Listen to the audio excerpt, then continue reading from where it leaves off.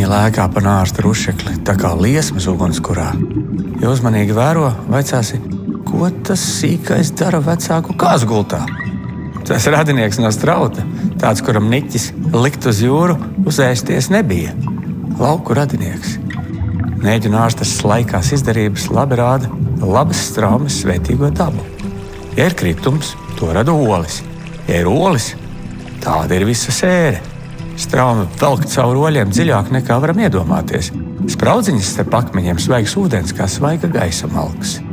Tiklīdz ikrs apaugļots, tas ielīp starp akmeņiem, neizplūsts, pasargāts, mājas, sākums. Peldot piesūceknis sarulēts kā smails purns. Kad jāstrādā, vaļā kā plēšas. Kurš atcerās vispār, kas ir plēšas? Nēģim nav kaulu, nēģi ikri sīki. Nēģi mazuļi strādā kā kompostas liekas upes sanesumos, upes lēnumos, maliņās.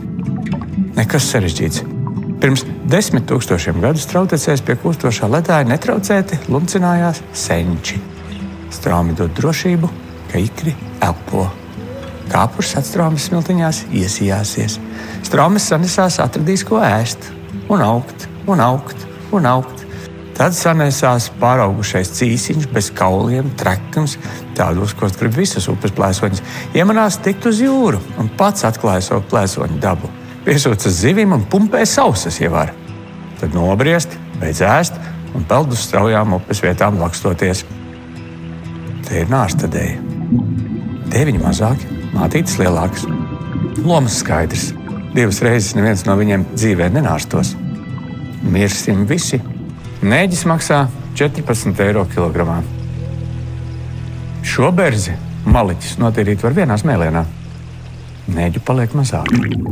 Bet gadās arī nēģu gadi.